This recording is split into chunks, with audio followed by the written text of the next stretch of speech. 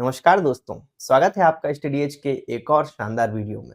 दोस्तों, अभी तक हमने 150 क्वेश्चन करवा दिए हैं और ये है वीडियो नंबर 12। अभी तक 11 वीडियो अपलोड हो चुके हैं, जिसमें हम बहुत ही महत्वपूर्ण क्वेश्चन लेके आ रहे हैं बाल विकास एवं शिक्षा शास्त्र के। यदि आप सीटेट की तैयारी कर रहे हैं या फिर किसी भी स्टेट के टेट की तैयारी कर रहे हैं, टीचर एलिजिबिलिटी टेस्ट, तो उसके लिए ये वीडियो जो है आपको बहुत ही उपयोगी सिद्ध होने वाला है। दोस्तों, वीडियो को पूरा देखें, ध्यान से देखें, खुद पहले क्वेश्चन को सॉल्व करने की कोशिश करें, फिर आंसर देखें। चलिए स्टार्ट करते हैं। और अभी यदि आपने पहले के वीडियो नहीं देखे हैं तो हमारी प्लेलिस्ट में जाके आप उनको देख सकते हैं। अभी तक 11 वीडियो अपलोड हो चुके हैं और ये वीडियो नंबर 12 है। और इसमें जो है हम 150 से 151 से लेकर के 180 तक के क्वेश्चंस करवाने वाले हैं। अभी तक 150 करवा दिए गए हैं, तो वहां से आप वो भी देख सकते हैं। और भी जो है सिद्धांत वाले वीडियोस हैं वो भी आप प्लेलिस्ट में जाके देख सकते हैं। चलिए स्टार्ट करते हैं आज का वीडियो। तो वीडियो को शुरुआत करने से पहले मैं ये बताने देना चाहता हूं कि आप पहले खुद से ट्राई करें क्वेश्चंस, ठीक है। चलिए क्वेश्चन नंबर 151 मतलब 151। तो इसमें पूछा क्या है, निम्नलिखित में से किस कथन को सीखने के लक्षण के रूप में नहीं माना जा सकता। तो क्वेश्चन को पढ़िए, समझिए क्या कहना चाहता है आपसे क्वेश्चन। क्वेश्चन कह रहा है सीखने के लक्षण के रूप में नहीं माना जा सकता, मतलब इसमें जो सीखने की जो परिभाषा में नहीं होगा अधिगम की, वो आपको लगाना है, ठीक है। तो ऑप्शन पढ़ते हैं हम। सीखना एक ऐसी क्रिया है जो कुछ अनुभवों के परिणाम स्वरूप घटित होती है। बिल्कुल सही, सीखना एक ऐसी प्रक्रिया ही तो है कि हम कुछ अनुभव करते हैं और उसके पश्चात जो हम परिवर्तन महसूस करते हैं हमें, वही सीखना है। तो ये तो है सीखने की परिभाषा, नो डाउट। दूसरा है व्यवहार का अध्ययन सीखना है, बिल्कुल सही, व्यवहार का अध्ययन ही तो सीखना है। अनअधिगम, अनअधिगम भी सीखने का एक हिस्सा है, ठीक है। तो यदि हम कुछ नहीं भी सीख रहे हैं, हमें लग रहा है हम कुछ नहीं सीख रहे, तो कहीं ना कहीं वो हम हमारे अचेतन मन में वो चीजें जाके बैठती हैं और हम सीख रहे होते हैं। तो ये अनलर्निंग भी एक प्रकार की लर्निंग है दोस्तों। ऑप्शन नंबर डी देखते हैं। सीखना एक प्रक्रिया है जो व्यवहार में मध्यस्थता करती है, ये भी बिल्कुल सही है। ऑप्शन नंबर देखो, आप चारों पढ़ेंगे उसमें से जो आपको सटीक बैठेगा वही आंसर लगाना। तो बी ऑप्शन को पढ़िए आप एक बार और। व्यवहार का अध्ययन सीखना है, व्यवहार का अध्ययन सीखना नहीं है यहाँ पर, ठीक है। यहाँ पे जो है हमें ध्यान से पढ़ना है। तो बाल विकास की यही एक विशेषता है कि हमें लगता है कि चारों आंसर होंगे, बट उसमें से एक नहीं होगा, वो आपको सेलेक्ट करना है, ठीक है। इसमें देखो सीखने की परिभाषा में ये तीनों बैठ रहे हैं सटीक। सीखना एक प्रक्रिया है जो व्यवहार में मध्यस्थता करती है, बिल्कुल सही है। अनधिगम भी एक सीखना है। सीखना एक ऐसी क्रिया जो कुछ अनुभवों के परिणाम स्वरूप घटित होती है, ये भी सही है। तो ऑप्शन नंबर बी जो है इसका आंसर हो जाएगा, क्योंकि व्यवहार का अध्ययन करना सीखना नहीं है। आगे बढ़ते हैं। अवधारणाओं का विकास मुख्य रूप से किसका हिस्सा है। अवधारणा मतलब कॉन्सेप्ट्स, इसका विकास किसका हिस्सा है। बौद्धिक विकास का, सामाजिक विकास का, शारीरिक विकास का, या फिर संवेगात्मक विकास का। तो इसका आंसर क्या हो जाएगा हमारा, बौद्धिक विकास का, ठीक है। अवधारणा कॉन्सेप्ट क्लियर होते हैं जब क्या बुद्धि का काम हो रहा है यहाँ पे, तो बौद्धिक विकास। बालकों के व्यक्तित्व के सर्वांगीण, सर्वांगीण मतलब संवेगात्मक, मानसिक, शारीरिक सभी प्रकार का विकास, उसको हम बोलेंगे सर्वांगीण विकास।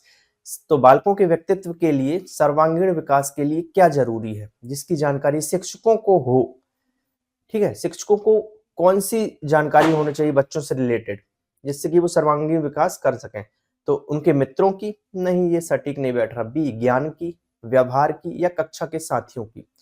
तो मनोविज्ञान की परिभाषा ही है, आधुनिक मनोविज्ञान क्या कहता है, व्यवहार का अध्ययन ही मनोविज्ञान है, ठीक है। तो इसका आंसर क्या है, ऑप्शन नंबर सी।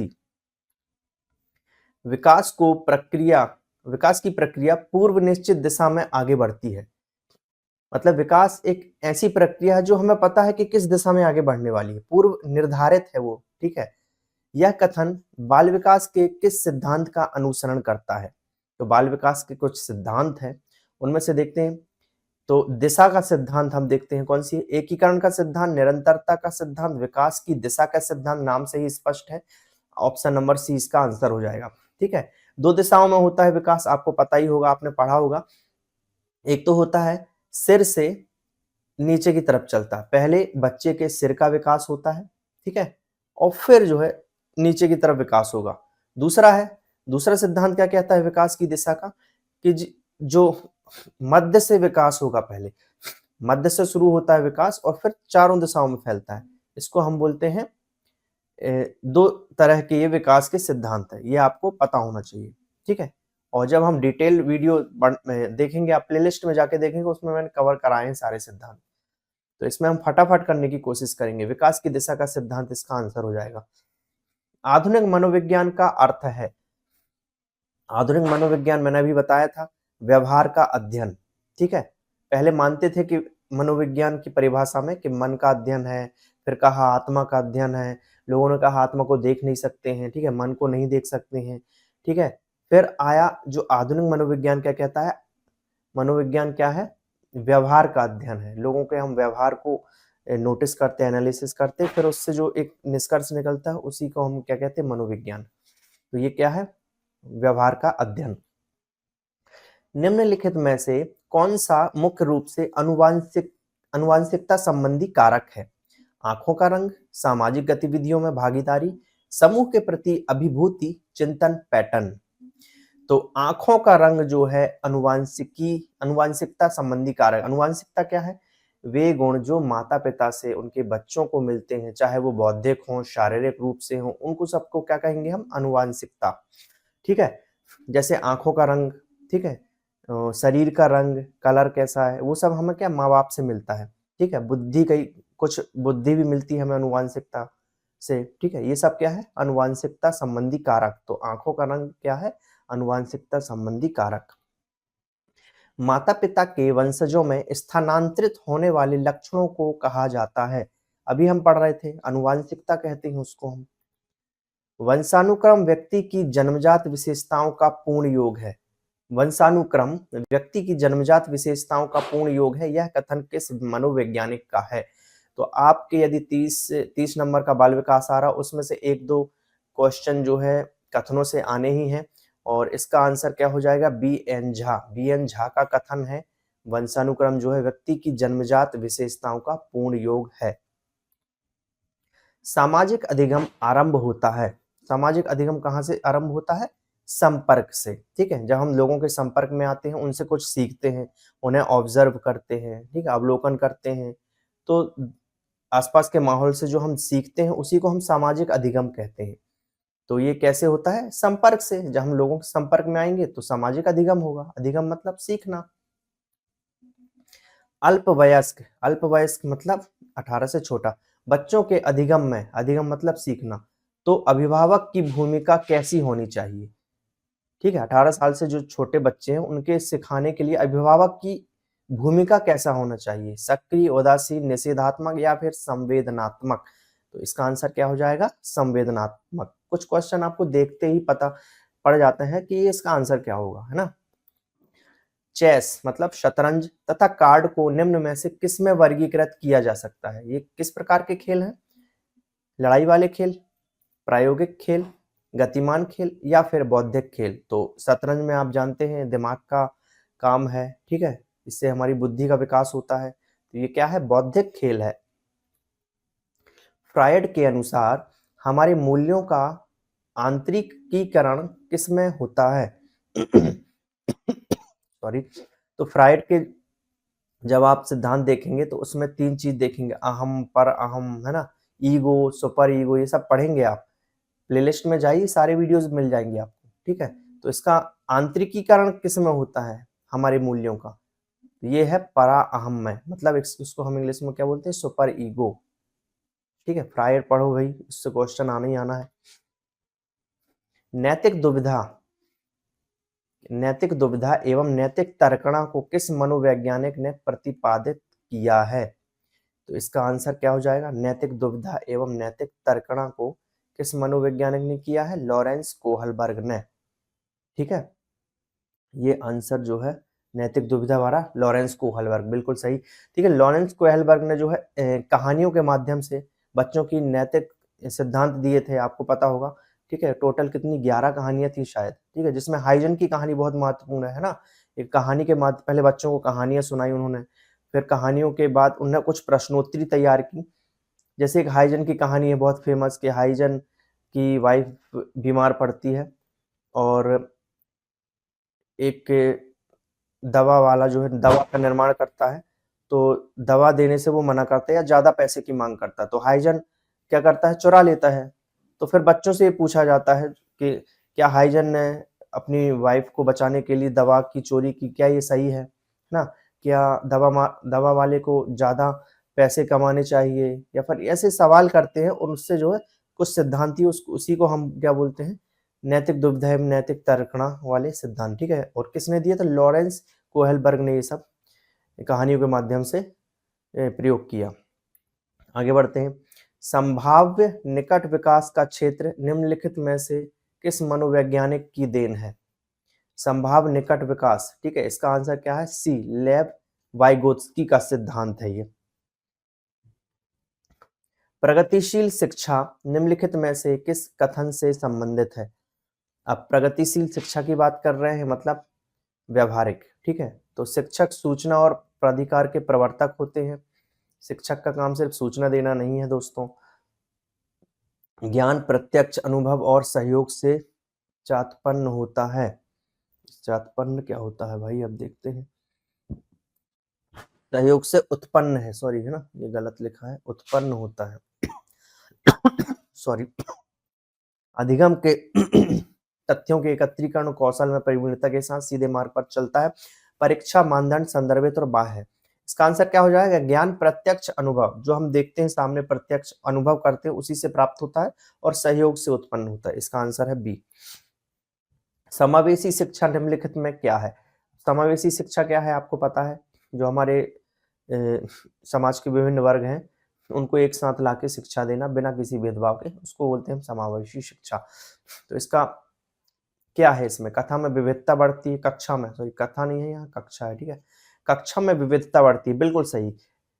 जब हम विभिन्न वर्गों के लोगों को एक ही मंच पर शिक्षा देंगे, एक ही संस्था में, उससे क्या होगा, विविधता बढ़ेगी कक्षा में। तो इसका आंसर क्या हो जाएगा, ऑप्शन नंबर ए। अनुसूचित जाति के लोगों के सामाजिक गतिशीलता से वंचित रहने के क्या कारण है? अब अनुसूचित जाति के सामाजिक गतिशीलता से वंचित रहने के क्या कारण? सामाजिक गतिशीलता क्या होती है, समाज के विभिन्न वर्गों का एक दूसरे के समाज में मिलना जुलना ना, गति करना, आपसी तालमेल, एक समाज का दूसरे में मिलना, इसको सामाजिक गतिशीलता कहेंगे। तो अनुसूचित जाति जो है इससे वंचित है, क्यों है? व्याप्त रूढ़िवादी परंपराएं हैं, शिक्षा से वंचित रहना, स्वयं को समाज से पृथक रखना, मानसिक रूप से कमजोर होना। तो इसका आंसर हो जाएगा शिक्षा से वंचित रहना, ठीक है। शिक्षा की कमी है, इसलिए जो है सामाजिक गतिशीलता में कमी है यहाँ पर। निम्नलिखित में से कौन शारीरिक रूप से विकलांग बालकों की श्रेणी में नहीं आता? दृष्टि दोषयुक्त, श्रवण दोषयुक्त, मानसिक दोषयुक्त या फिर वाणी दोषयुक्त? इसका आंसर है मानसिक दोषयुक्त छात्र, इनको हम विकलांग बच्चों की श्रेणी में नहीं रखते हैं। अफेजिया किससे संबंधित है? अफेजिया मतलब होता है भाषा और संचार सीखने की विकलांगता, ठीक है। यदि कोई बच्चा भाषा में कमजोर है, भाषा पढ़ नहीं पा रहा है, ठीक है, ठीक से उच्चारण नहीं कर पा रहा, उसको हम बोलेंगे अफेजिया। प्रतिभाशाली होने का संकेत निम्नलिखित में से क्या नहीं है? क्या नहीं है मतलब तीन इसके प्रतिभाशाली बच्चे की विशेषताएं होंगी, एक नहीं होगा, वो उसका आंसर बन जाएगा।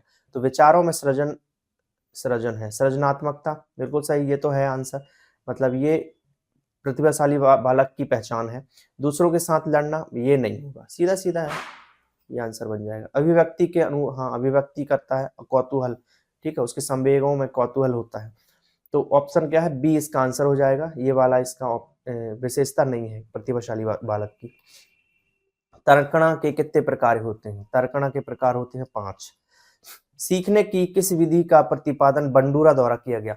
अब बंडूरा कौन थे? एक मनोवैज्ञानिक थे। उन्होंने कौन सा सिद्धांत दिया है? निरीक्षण द्वारा सीखना है। उन्होंने कहा हम समाज से सीखते हैं, समाज में रहते हैं, उनको देखते हैं, उससे हम सीखते हैं, उसको हम बोलते हैं निरीक्षण द्वारा सीखना। किस व्यवहारवादी मनोवैज्ञानिक ने शिक्षण का पुनर्बलन सिद्धांत दिया? तो शिक्षण का पुनर्बलन सिद्धांत दिया था B.F. स्किनर ने, ठीक है। और प्रयास एवं त्रुटि का सिद्धांत भी इन्होंने दिया था B.F. स्किनर ने। एक सशक्त विद्यालय अपने शिक्षकों को निम्नलिखित योग्यताओं में से किसे सर्वाधिक बढ़ावा देगा? तो प्रतिस्पर्धात्मक अभिवृद्धि को बढ़ावा देगा। शिक्षण प्रक्रिया में निम्नलिखित में किसका भली प्रकार ध्यान रखना चाहिए? विद्यार्थियों की सक्रिय सहभागिता, ग्राहकार, अनुशासन, नियमित उपस्थिति, विषय वस्तु की कठिनाई स्तर। तो ये इतनी इंपॉर्टेंट चीज नहीं है जितनी की ये है। विद्यार्थियों की सक्रिय सहभागिता होनी चाहिए शिक्षण कार्य में। निम्नलिखित में से समस्या समाधान को क्या बाधित नहीं करता है? ठीक है, दो ऑप्शन शायद इसमें लिख नहीं पाए हम, तो कोई बात नहीं, देखते इसमें क्या है। मानसिक प्रारूपता, अंतर्दृष्टि, निम्नलिखित में से समस्या समाधान को क्या बाधित नहीं करता? तो एक ऑप्शन यहाँ अंतर्दृष्टि भी है। अंतर्दृष्टि, ठीक है, तो इसका आंसर क्या हो जाएगा? अंतर्दृष्टि। समस्या समाधान को क्या बाधित नहीं करेगा? अंतर्दृष्टि। किस अधिगम मनोवैज्ञानिक ने बाल अधिगम विकास में पुरस्कार को महत्व नहीं दिया? मतलब 3 लोगों ने पुरस्कार को महत्व दिया। थांडाइक कहते हैं हाँ पुनर्बलन का सिद्धांत, स्किनर भी कहते हैं हाँ पुनर्बलन मिलना चाहिए, थांडाइक भी बोलते हैं, ठीक है, पालिन भी बोलते हैं। पालिन नहीं है यहाँ पावलाव है, बहुत मिसप्रिंट हो गई है, पावलाव, ठीक है। तो गुथरी नहीं है, गुबरी नहीं है, ये है गुथरी, गुथरी, ठीक है, गुथरी आएगा इसका आंसर। थांडाइक का व्यक्तित्व के वर्गीकरण का आधार है। तो थांडाइक ने व्यक्तित्व वर्गीकरण किया है, उसका आधार क्या था? समायोजन और बुद्धि, ठीक है। थांडाइक चिंतन और कल्पना, सॉरी ये गलत लिखा है बहुत सारे ऑप्शन में, यहाँ पे क्या है? चिंतन और कल्पना, चिंतन और कल्पना। तो थांडाइक के व्यक्तित्व का आधार है चिंतन और कल्पना। मैकडूगल के अनुसार मूल प्रवृत्ति जिज्ञासा का संबंध किससे है? जिज्ञासा का संबंध है आश्चर्य से। परीक्षा में तनाव निष्पत्ति को, ये 180 नंबर का क्वेश्चन है, लास्ट क्वेश्चन है इस वीडियो का। परीक्षा में तनाव निष्पत्ति को प्रभावित करता है। यह तथ्य निम्नलिखित में से किस प्रकार के संबंध को स्पष्ट करता है? ठीक है, तो संज्ञान भावना को स्पष्ट करता है। ये थे बेस्ट 30 क्वेश्चंस जो कि बाल विकास एवं शिक्षा शास्त्र से लिए गए, और किसी भी एग्जाम के लिए जो शिक्षक भर्ती परीक्षा होती है उसके लिए बहुत ही महत्वपूर्ण है ये वीडियो, और आगे भी वीडियो आते रहेंगे, ये सीरीज कंटिन्यू रहेगी। वीडियो को लाइक करें और कमेंट करके बताएं आपको वीडियोस कैसे लग रहे हैं, और चैनल को सब्सक्राइब करना बिल्कुल भी ना भूलें। मिलते हैं अगले वीडियो में।